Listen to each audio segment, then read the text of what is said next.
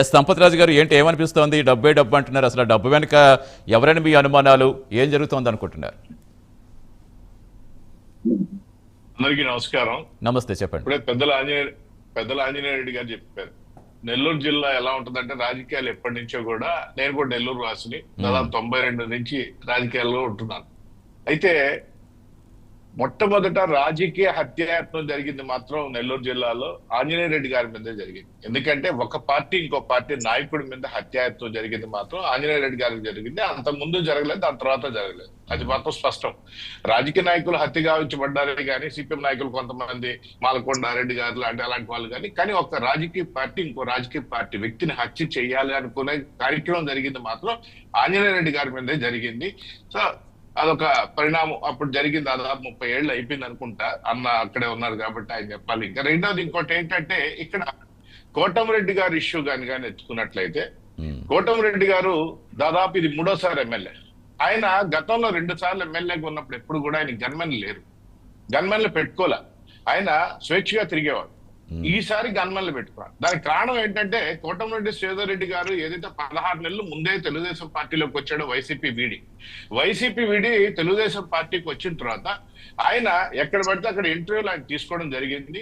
ఆయన చాలా దగ్గరగా సత్సంబంధాలు కలిగినటువంటి వ్యక్తి వైఎస్ కుటుంబానికి.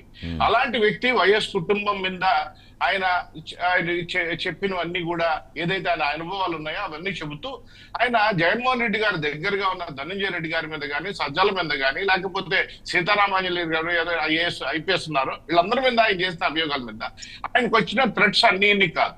రెండోది ఏంటంటే, బోరుగడ్డ అనిల్ లాంటి వ్యక్తే మాట్లాడిన భాష మనం చూసాం. ఒక ఎమ్మెల్యే స్థాయి వ్యక్తిని బండి కట్టుకొని లాక్కుని వెళ్తా అని చెప్పి పబ్లిక్ గా మాట్లాడితే దాన్ని ఏ రోజు వైసీపీ నాయకులు ఖండించే పరిస్థితులు లేకుండా పోయే పరిస్థితి మనం చూసాం. అయితే శ్రీధర్ రెడ్డి గారే స్వయంగా నాకు తెలుసు వైసీపీలో జరిగేది, అక్కడ ఉన్నటువంటి ఎంపీ మీదే హత్యాయత్నం జరగబోయింది రఘురాజేశ్వరరాజు గారి మీద, నాకు కూడా పరిణామాలు ఉంటాయని చెబుతూనే ఆయన 16 నెలల ప్రయాణం చాలా గట్టిగా చేశారు. ఆయన ఎక్కడున్నా కూడా, ఏ పార్టీలో ఉన్నా కూడా, గతంలో ఆయన బీజేపీలో ఉండేవాళ్ళు, విద్యార్థి నాయకుడు ఉన్నాడు, అప్పుడు కూడా ఆయన కష్టపడేవాడు పార్టీలో, కాంగ్రెస్ పార్టీలో నిబద్ధతగా ఉన్నాడు, దాని తర్వాత వైసీపీలో తలానాడు, ఇప్పుడు తెలుగుదేశంలో ఉన్నాడు. ఈ పరిస్థితుల్లో ఆయన ఎక్కడ ఉంటే అక్కడ నిబద్ధతతో పనిచేస్తాడు. ఆ పరిస్థితుల్లో ఎమ్మెల్సీ ఎన్నికల్లో చాలా ప్రతిష్టాత్మకంగా తీసుకున్నాం. దాని తర్వాత వాతావరణం మొత్తం మారిపోయింది. ఎమ్మెల్సీ ఎన్నికల్లో అనుకూలంగా తెలుగుదేశం పార్టీ గెలిచిన దగ్గర నుంచి వైసీపీ నిద్రపట్టలేని రాత్రులు. అప్పటి నుంచి కూడా కోటమిరెడ్డి శ్రీధర్ రెడ్డి గారికి విపరీతమైన థ్రెట్స్ రావడం మొదలుపెట్టింది. ఆయన స్పష్టంగా చెప్పేవాడు, ఫోన్ ఎత్తాలంటే ఆయనకి ఒక అలవాటు ఉంది, ఎవరు ఫోన్ చేసినా లిఫ్ట్ చేస్తాడు, ఎక్కడికి పిలిచినా అక్కడికి వెళ్తాడు. అలాంటి వ్యక్తికి థ్రెట్స్ వస్తా ఉంటే ఆయన చెప్తా ఉండేవాడు. మరి ఫోన్ లిఫ్ట్ చేయాలంటే కూడా బాధ అయిపోతా ఉంది అనే పరిస్థితి మా అందరి దగ్గర చెప్పే పరిస్థితి చూసాం. దాని తర్వాత మళ్ళీ యువగళం పాదయాత్ర ప్రతిష్టాత్మకంగా తీసుకొని యువగళం పాదయాత్రను అద్భుతంగా చేసిన తర్వాత కూడా మళ్ళీ థ్రెట్స్ రావడం మొదలుపెట్టింది. కాబట్టి శ్రీధర్ రెడ్డి గారికి మీద థ్రెట్ ఉందనే సంగతి అందరికి తెలుసు. కాకపోతే వైసీపీ గతంలో ఎలా ఉండింది, రాజకీయాలకు ఎప్పుడు చేయలే. రాజకీయాలు కాకుండా రౌడీ రాజకీయంగా తయారు చేసి, రౌడీజాన్ని రాజకీయాన్ని ముడిపెట్టి వాళ్ళు ఆ విధంగా చేసిన సంస్కృతి గత 5 ఏళ్లలో మనం చూసాం.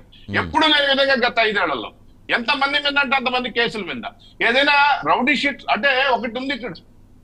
ఇప్పుడు అన్నాడు ఆంజనేయుడు అన్నాడు, శ్రీధర్ రెడ్డి గారు కూడా లెటర్ ఇచ్చారు కదా, రాజకీయ నాయకుల చుట్టూ ఈ విధంగా ఖైదీలు తిరుగుతూనే ఉంటారు. పెరోల్ లెటర్ల కోసం వాళ్ళ దగ్గర సత్సంబంధాలు కలిగిన వ్యక్తుల దగ్గర రాజకీయ నాయకులు అడుగుతారు. పరిస్థితుల్లో కొన్నిసార్లు రాజకీయ నాయకులు తప్పించుకునే పరిస్థితిలో ఇవ్వడం జరుగుతుంది. అయితే అది పోలీసు వారి విజ్ఞతగా తీసుకోవాలో తీసుకోకూడదో చూసుకోవాల్సిన బాధ్యత పోలీసు వారి మీద ఉంటుంది. అదేవిధంగా చంద్రమోహన్ రెడ్డి గారిని కూడా ఆయన కావాల్సిన వ్యక్తుల ద్వారా వచ్చి అడిగితే ఆయన ఎందుకో అనుమానిస్తూ ఒక జైలర్ కాల్ చేశారు. జైలర్ మాత్రం వాళ్ళ క్యారెక్టర్ బ్యాడ్ అని తర్వాత ఆయన ఇవ్వడం జరగలేదు. ఆ విషయాన్ని స్పష్టంగా చంద్రబాబు నాయుడు గారు కూడా చెప్పారు. అంటే వీళ్ళు పలుకుబడి ఉపయోగించుకొని ఎవరి ద్వారా ఎట్లా తీసుకుంటే పరిస్థితుల్లో తిరుగుతూనే ఉంటారు. కాబట్టి ఆ పరిస్థితుల్లో కోటమిరెడ్డి గారి దగ్గరికి కూడా వాళ్ళ తల్లిదండ్రులు వచ్చి బాధపడితే ఇచ్చానని చెప్పి ఆయన స్వయంగా చెప్పడం, ఇంకెవరికి కూడా పెరోల్ మీద నేను ఇవ్వను, ఎవరు అడిగినా ఇచ్చే పరిస్థితి కాదని చెప్పడం కూడా జరిగింది. ఇవన్నీ కానీ చూసుకున్నట్లయితే ఇక్కడ ఎవరైతే ఇప్పుడు మనం మాట్లాడుకుంటున్నామో రౌడీ షీటర్లో నిన్న మాట్లాడుకుంటున్నారు, హోటల్లో మాట్లాడిన భాష గారు మనం కానీ చూసినట్లయితే, కోటమిరెడ్డి హత్య అనేది పక్కన పెడితే హత్య చేస్తే మాట్లాడుతున్నారు. కాబట్టి దీని వెనకాల ఎవరు పెద్దతలు ఉన్నారు, ఎవరు చేయించాలనుకుంటున్నారు, ఇవన్నీ కూడా తీసుకోవాలి. రెండోది, నిన్న మాట్లాడుకున్న వ్యక్తులు ఎవరైతే ఉన్నారో జగదీష్ జగ్గుబాయ్ ఒకప్పుడు మీడియాలో కథనాలు వచ్చినాయి అతని గురించి. వాళ్ళు చేసే పనులేంది? అతను కొట్టడమా, లేకపోతే ఎవరో ఒకరు ఇద్దరు చేత కొట్టడం, సాధారణ జనాభాలు కొడుతూ వీడియో సోషల్ మీడియాలో పోస్టులు చేయడం, డబ్బులు దండుకోవడం, ఈ కార్యక్రమాలు అన్ని చేసిన రౌడీ షీటర్లు వాళ్ళు. కాబట్టి ఏదైనా చేస్తారు, ఎవరికైనా ప్రయాణం చేస్తారు. సేదరెడ్డి గారికి కావచ్చు, లేకపోతే అంటే ఇందాక సంపత్రాజు గారు ఎస్ మీరు నెల్లూరు వాస్తే ఆంధ్రెడ్డి గారిని అడిగితే ఆంధ్రెడ్డి అసలు అరుణ గురించి కూడా నాకు అసలు ఎటువంటి తెలియదు, అసలు పేపర్లో వచ్చే వరకు నేను ఇలా జరుగుతుందా అని మాకు ఎవరికి తెలియదండి, మాకు ఎవరికి తెలియదు, వాళ్ళ గురించి ఎవరికి తెలియదు, ఎవరికి తెలియదు. మాకు తెలియదు. అంటే ఇప్పుడు ప్రధానంగా ఈ వీడియో వచ్చాక అందరూ శ్రీకాంత్ ముఖ్య అనుచరులే, అరుణ బయట ఉండి వీళ్ళందరూ నడిపిస్తున్నారు, ఇలా చెప్తున్నారు. 5 రోజుల క్రితమే వచ్చింది కాబట్టి ఆవిడ సమక్షంలో జరిగింది, ఎలా జరిగిందని చాలా అనుమానాలు వ్యక్తం చేస్తున్నారు. అంటే అక్కడ లోకల్ గా ఎలాంటి డిస్కషన్ జరుగుతుంది? రాత్రి ఇంకొక విషయం ఉందండి ఇక్కడ. ఏదైతే అరుణ బ్యాక్గ్రౌండ్ మొత్తం కానీ మనం కానీ చూసుకున్నట్లయితే సజ్జల రామకృష్ణారెడ్డి గారి బ్యాకింగ్ తోనే స్థాయికి వెళ్ళింది అనేది స్పష్టంగా తెలుస్తా ఉంది. కాబట్టి సజ్జలకు ఆల్రెడీ కోటమిరెడ్డి గారి మీద థ్రెట్ ఉంది.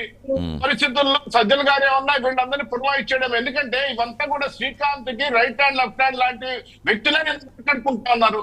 కాబట్టి వీళ్ళందరి బ్యాకింగ్ ఏమన్నా ఉందేమో. రెండో ఇంకొక విషయం, అలాంటి వ్యక్తి కాకపోతే అరుణ అనే వ్యక్తిపై శ్రీకాంత్ ఏదైనా ముద్దాయినో లేకపోతే నేరస్తుడినో పెళ్లి చేసుకుంటా అని చెప్పడం, ఇవన్నీ ఏందండి? ఎందుకు పెళ్లి చేసుకోవాలి ముద్దాయికి నేరస్తుల్ని? నాకు అర్థం కాలేదు. అమ్మాయి చట్టం ఉంటుంది, ఎవరిని చేసుకోవచ్చు కదా.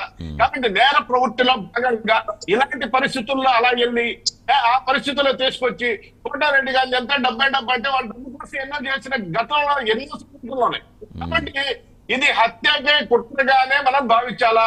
దీనిలో వైసీపీ పెద్దలు ఉంటుంది. ఎందుకంటే ఇంకోటి కూడా వచ్చింది, దాని వీడియోలో ఉన్నట్టు. అది కూడా ఏమని కోటారెడ్డి గారిని చెప్పినట్లయితే ఏదో టికెట్ ఇస్తారు సూలూరుపేట గూడూరు అని కూడా మనకి వినపడతా ఉంది. అవును, అదే రకరకాల వార్తలు ఎందుకు చక్కర్లు కొడుతున్నాయి, అదే దానికి అడుగుదాం, కంటిన్యూ చేద్దాం. సార్ ఇక్కడ ఉన్న టెక్నాలజీని వాడుకొని వాళ్ళు ఏ హోటల్లో మాట్లాడారు, ఎక్కడ మాట్లాడారు, వాళ్ళు వీడియో కన్సూమ్ వాళ్ళ ఫోన్ రికార్డు కానీ లేకపోతే వాళ్ళ రికార్డు మొత్తం కూడా వాళ్ళ టెలి హిస్టరీ కానీ అన్ని తీసుకున్నట్లయితే వాళ్ళ రికార్డు పెద్దతనం ఎవరు మాట్లాడించారు, ఎక్కడి నుంచి వచ్చిందని మొత్తం స్పష్టం అవుతుంది. రైట్, కంటిన్యూ చేద్దాం. కంటిన్యూ చేద్దాం. వాయిస్ తీసుకుని విచారించడం చాలా సులభం. ఎందుకంటే వాళ్ళందరూ గంజాయి వేచి ఒక 4 రోజుల క్రితం వాళ్ళు ఎవరైతే అక్కడ మాట్లాడుతున్నారో వాళ్ళందరూ కూడా ఒంగోలు జైల్లో ఉన్నారు. గంజాయి మీద వాళ్ళు అరెస్ట్ అవ్వడం జరిగింది. విచారణ చాలా సులభం, వాళ్ళు ఎత్తికి పట్టుకోవాల్సిన పని లేదు. త్వరగా బయట పెట్టాలి, కోటారెడ్డి గారి సెక్యూరిటీ ఇవ్వాలి అనే పరిస్థితుల్లో తెలుగుదేశం శ్రేణులు అయితే అడుగుతా ఉన్నాయి. రైట్ అండి, కంటిన్యూ చేద్దాం. నాగమల్లేశ్వర గారు నమస్తే అండి. సో ఏమనిపిస్తోంది మీకు? వైసీపీలో ఒక కీలక నేత కరుసన్నలోని హత్యకు ప్లాన్ చేసిన టీడీపీ నేత ప్రధానంగా ఆరోపిస్తున్నారు.